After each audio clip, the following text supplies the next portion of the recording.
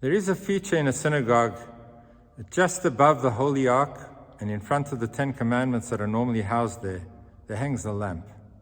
And the lamp remains lit and ignited and aglow at all times, even when services do not take place.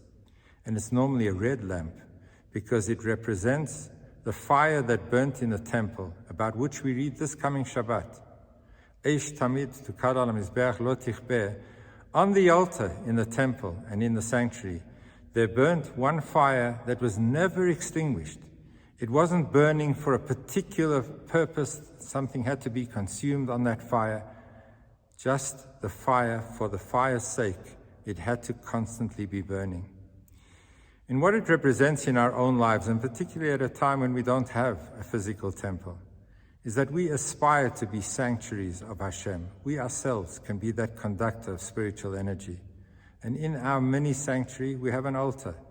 And the altar is the heart of a human being, where sacrifice and love and dedication takes place.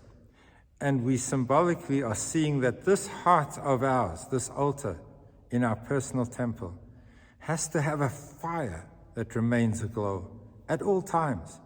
We have to be enthusiastic, we have to be passionate, we have to be motivated, we have to be energetic about being the Jews that we have to be.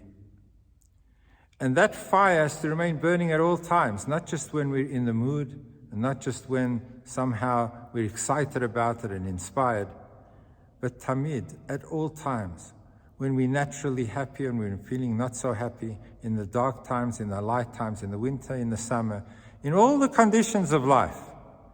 The passion of being a Jew and excitement to fulfill Hashem's purpose has to be aglow at all times.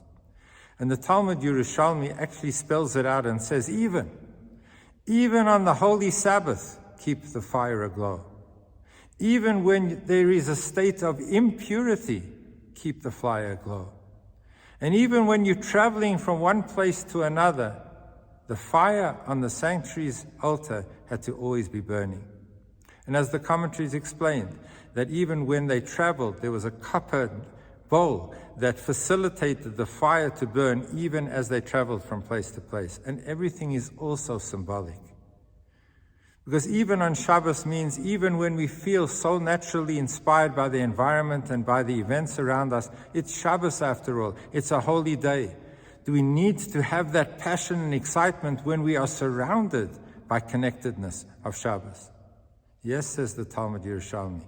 Even when everything around you seems so positively disposed towards connecting to Hashem, you keep your personal fire aglow. Your passion has to be there, even when there's holiness all around you. And the opposite situation, even in impurity, when you can be despondent and you can give up and say, how can you expect of me to be passionate? I'm after all in a situation, my environment is filled with impurities. How can I be expected to be passionate? Yes, even when the environment is not so perfect, and even when you yourself have let yourself down, keep the fire aglow. Always remember you're a child of Hashem. You have the capacity to be connected. You have to be passionate about your Judaism. And even when you travel, and traveling makes it complicated to keep the fire burning. When we're in the transition between one situation in life and another situation in life, and it's easy to say, when I finally get there, destination will make it easier. When you're on the journey, and we're always on a journey, when you're in between one thing and another, and it's not so conducive, make sure that the fire and passion of being connected to Hashem is never lost.